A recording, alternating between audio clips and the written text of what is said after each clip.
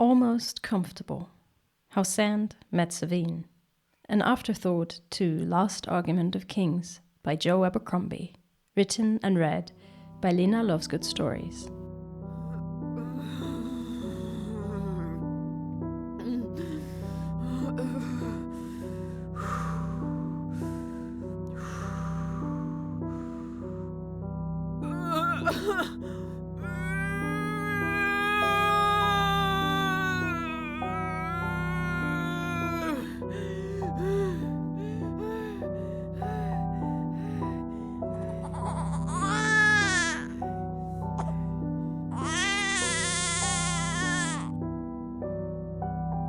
The first time Santa and Glokta held the child, it was a week old. "I am dead on my feet," Ardee groaned. Glokta looked up sharply from his paperwork, his neck clicking and sending a jolt of pain into his left shoulder. "Why the shoulder, damn it? Do you have to torment me too?" She did look more dead than alive, standing in the doorway with the bundle in her arms. Feverish eyes, white lips, her shallow face clammy, belly still bulging underneath her crumpled shift, legs bare and trembling. "She looks almost as bad as me." Almost. The birth had been hard on her. Ardee had screamed and pleaded through a night and a day and another night before the babe had come, feet first. The midwife had torn her flesh to prevent the infant from suffocating. 2 more hours before the afterbirth had finally followed, and she'd lost so much blood by then. The midwife had stitched her up, had rubbed her belly to make the womb contract and stop the internal bleeding. The burly woman had done all she could, but had not been sure it would be enough when she finally emerged from the room, wiping the sweat from her brow with bloody fingers. Husbands did not usually learn these details. But Glokta did not give a fuck about decorum, and he was too intimately acquainted with human bodies and their fluids to be in danger of fainting.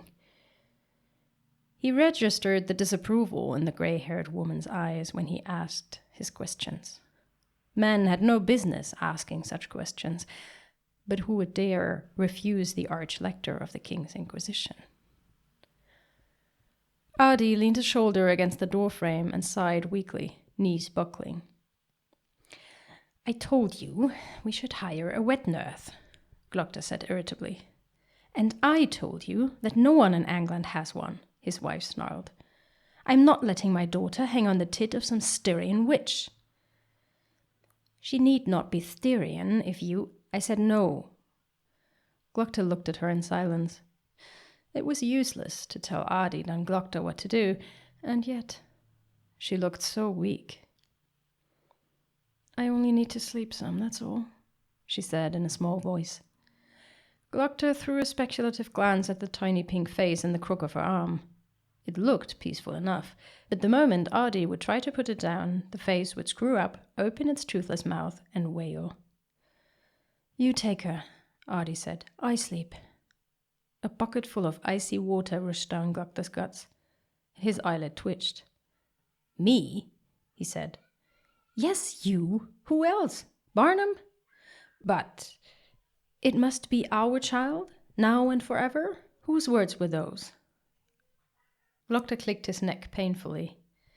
"Those were my words, yes, but to save its life, not to cradle it in my arms and sing sweet lullabies. Did you really expect me to do that?" "I cannot carry a child around," Glokta said, gesturing to the cane that leaned against his desk. "Then sit," Ardee said, and pointed her free hand to the rocking chair by the fire. They held each other's gaze for a long moment. "And here I was, walking up to her house with that ridiculous ring in my pocket, believing I had thought this through. You utter fool, Glokta. You did not anticipate that masquerading as a father would entail having to interact with this child at some point? I guess I believed that that's what nurses and governesses are for. Not so in England, apparently." His eyes dropped to her trembling legs. He sucked at his empty gums. "Fine," he spat. He labored to his feet, leaning first on the desk and then on his cane, wincing and taking his time, making sure to let her see how reluctant he was to cooperate. She watched silently as he shuffled towards the fire, a pained grimace on his face, and sat down. Why do I do this? Why? She hobbled towards him and wordlessly dropped the bundle into his lap. Glokta expected it to start crying immediately. Why are you doing this, mother? Don't leave me with this monster, this villain. Don't leave me to die. The infant remained silent. It looked up at Glokta from big, dark eyes and made a gurgling sound, a bubble of spit popping on its lips. See, I knew you two would get along. Ardee winced and pressed a hand to her abdomen as she straightened up, gasped once, steadied herself against the mantelpiece for a moment, and turned to limp from the room. But Glokta tried one last time. She did not turn around. Damn it. Reluctantly, Glokta looked down in his lap. The child studied him thoughtfully. Its eyes were blue, he realized, the darkest blue he'd ever seen, blue as the sea in the Gulf of Gurkle. Glokta sighed heavily and licked his gums. He wriggled a little deeper into his chair, twisting his aching hip, trying to find a position that was comfortable, almost comfortable. He wanted to stretch out his leg as well, but then the bundle would slip from his lap. For a while he was torn between the throbbing pain in his thigh demanding of him to pick it up, and his brain being horrified at the idea. The pain won, as it always did. He half expected to break it as he lifted it and maneuvered it awkwardly into the crook of his arm, but it seemed well enough. Santan Glokta, Arch-Lector, most powerful man in the Union, the man who knows how to inflict pain like no other, cradling an infant. Why not smother it with kisses while I'm at it? Dear me, no one must ever see me like this, or my reputation will never be what it was. Glokta frowned. He would find a nurse tomorrow. From Starrickland, maybe. He would call her a maid instead of a nurse. That would do it. That would put an end to this foolishness. Glokta heaved his clubfoot onto the footstool and whimpered as the pain flared up for a moment before it subsided enough for him to breathe again. Then he pushed back the chair with his good foot so that it rocked gently back and forth. The babe looked up at him, calm and serious. He searched the little face for traces of that pompous nitwit Luther and was relieved to find none. Don't you know what I am, child? He asked, wiping a tear from his leaking eye with his free hand. This is not a face you're looking at. It is a mere parody of a face. He smiled his most revolting smile. The chair rocked back and forth. The child did not reply. I am not your father, whatever your mother and I will tell you when you're older, and I'm not even sure you wouldn't be better off dead. Everyone hates me, you see, but they fear me more. They will hate and fear you, believing you are my daughter. They will pale and take a step back as soon as you say your name. Stop talking to it, Glokta, you dolt. Do you think it can understand you? Glokta pressed his remaining teeth into his gums and averted his eyes from the child. With a start, he realized that nobody had held his gaze for so long since he had returned from the war. He looked down again. There was no fear in these eyes, no disgust, no shame, no pity, just some mild curiosity. Nobody had looked at him like that since... maybe never. Glokta cocked his head, making his neck click. The chair rocked back and forth. It was strangely peaceful to sit here. Maybe you are not such bad company after all, he said. Instead of an answer, the infant scrunched up its tiny face and yawned. Glokta studied its toothless gums. We have so much in common, you and I. The only difference is that I am aware of my predicament, and you are not. The baby smacked its lips and flailed one of its fists. The chair rocked back and forth. The lids slid over the blue eyes, and Glokta sucked his empty gums. Half an hour later, Glokta's peace of mind had evaporated. The muscles in his arm were burning, his left shoulder cramped and tingled from being locked in the same position, his back was on fire, the foot dead. But he dared not move. What if it woke up? What would he do then? Lumber around the room with it? Leave? Shout for Barnam? Maybe he should shout now and leave the old servant to it. Wake Ardee? Glokta glared down at the infant. The eyes moved rapidly behind the lids, and then, to Glokta's utter astonishment, it smiled in its sleep. Smiled as if laughing at him and his stinging arm and stiff neck. "Oh, you're uncomfortable. I am slumbering here, having the time of my life." Glokta giggled. "You devious thing. Already as bad as I am, are you?" The chair rocked back and forth. His foot tired from the effort. Glokta decided to try his luck and carefully, ever so carefully, maneuvered the child into his other arm. It scrunched up its face once, puckered its lips, and slept on. He shook out his tingling arm, worked his ankle to coax some life back into his foot, bent and unbent his knee, sucked in the air through his teeth as the pain flared up and slowly crept up his leg and arse. He stared at the sleeping child and willed himself to shout for Ardee. Her fault if she was too stubborn to hire assistance. But for some reason, he could not make himself do it. He was a person who did not flinch from his touch, who, on the contrary, was comforted, so much so that they fell asleep. Ardee did not flinch from his touch either, but she still knew what he was. She had seen the bloody bits of Severad's fingers on the scarred desk. She had seen him hammer nails into Goyle's forearms with glee in his eyes. Yes, she touched him and even seemed to take some pleasure in it, and he was grateful for that.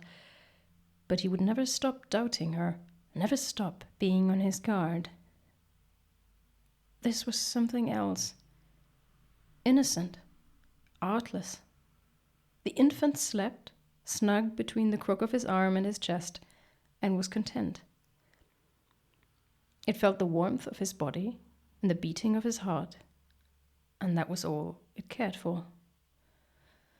Glokta had not anticipated it, not in the slightest, but looking at the sleeping face against his chest was... Damn it, I should have got myself a cat years ago. That would have been equally comforting and a lot less trouble. "Savine," he lisped irritably. "Your name is a bad joke. You realize that, don't you? Savine? Honestly? Of all the names in the circle of the world, she picked one that starts with an S. She has done that on purpose, to spite me, I know it." He sighed and leaned back his head, trying to ease his burning neck. When Ardee Glokta limped into the room a while later, her sore crotch still burned like fire with every step, but at least she could stand without leaning against the wall. She felt almost human again. Ardee smiled at the sight of her husband and daughter, both fast asleep. Then she winced at the prospect of waking him. His head was bent backwards at an odd angle, mouth agape. He would be in a hell of a mood when he woke up. He would probably not be able to turn his neck for at least 2 or 3 days after falling asleep in that position. Well, he survived worse. Better wake him up before it gets so bad that he stays incapacitated for a week. She walked over to him and placed a gentle hand on his shoulder. His eyelids fluttered. He gave one sudden, forceful snore and started awake, jerking his head up and stopping in mid-motion. "Here it comes, here it comes, here it..." "Ah!" Sand groaned and pressed his hand to the side of his neck. Savine woke from the sudden movement, scrunched up her pink face, and wailed pitifully. Her father scrunched up his face too, and Ardee half expected him to join in, but he manfully pressed his teeth into his gums. Ardee watched fondly as he tried to work his neck back and forth with minuscule movements. Oh, fucking fuck. Sleep well? She asked. I did. Like a babe. He blinked at her through his tears, still desperately trying to move his neck. Shut your faith and help me, you evil woman, he hissed. The following day, Glokta sat beside Ardee's bed, his bad leg stretched out and his neck still hard as a rock and incapable of turning all the way to the right.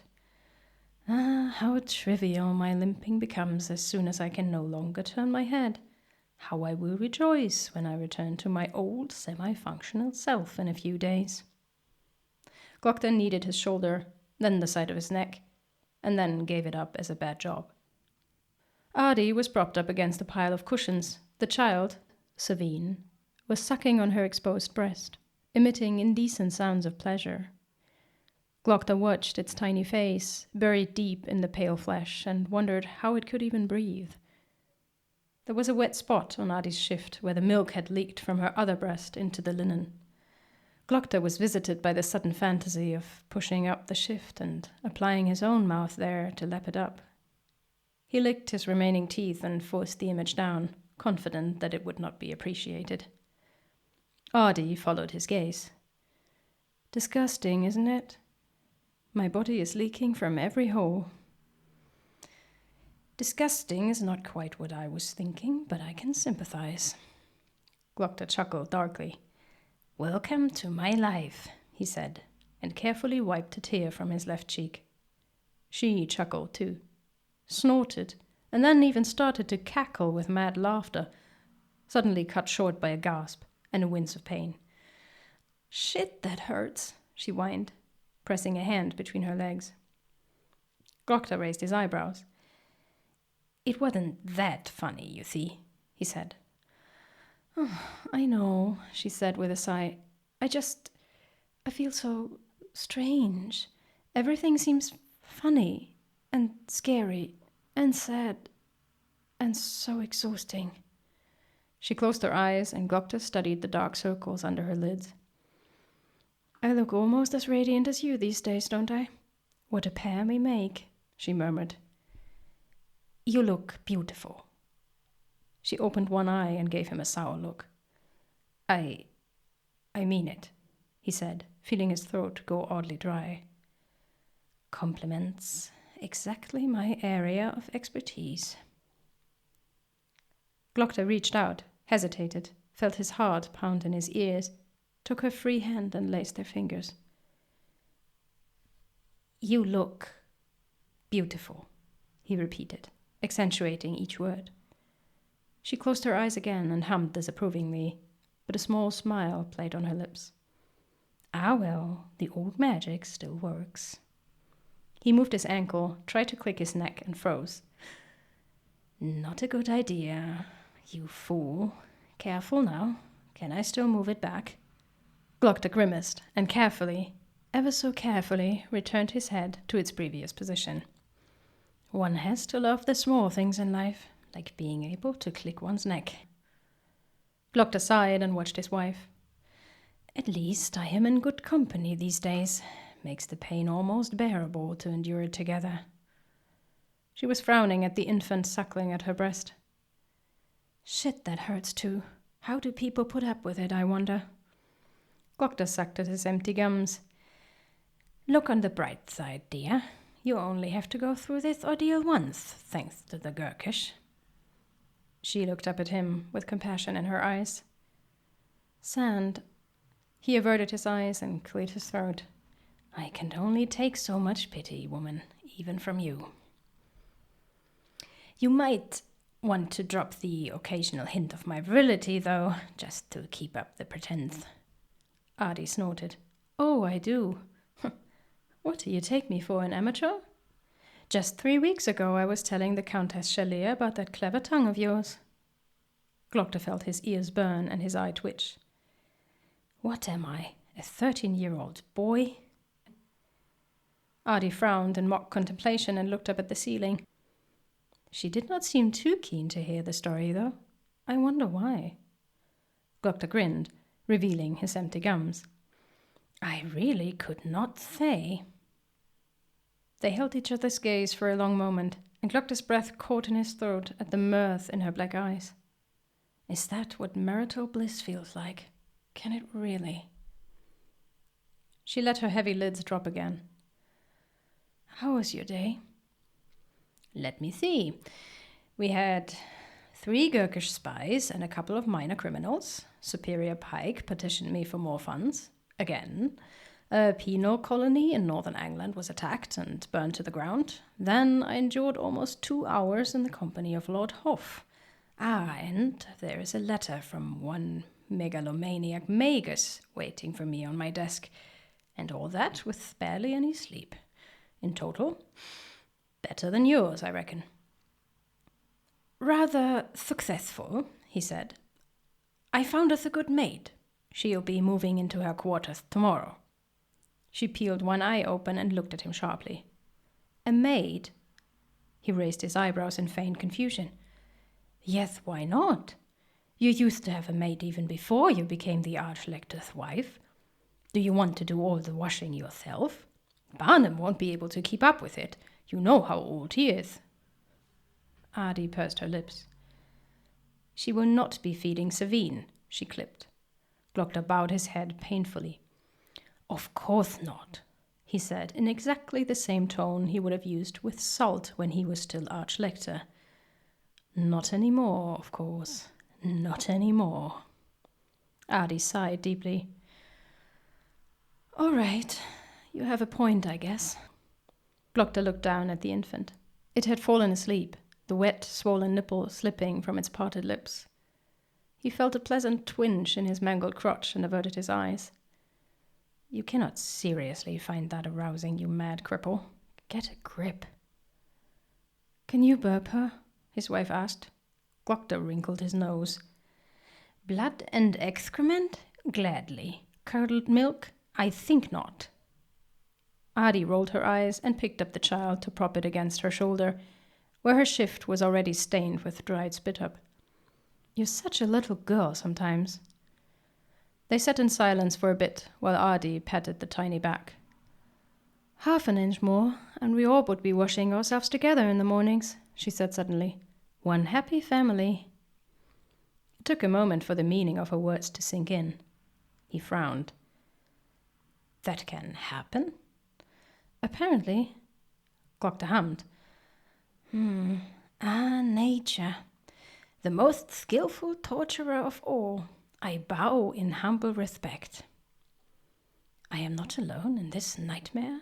Who would have thought? From now on, I will be watching the married ladies of Adua with different eyes. Which one of you had her arse torn to shreds in childbirth, I wonder? How often? He asked eagerly. She chuckled. Not too often, I think. Glokta smiled grimly. Disappointing. He sat in silence for a while, studying the sleeping child, before he said in a low voice,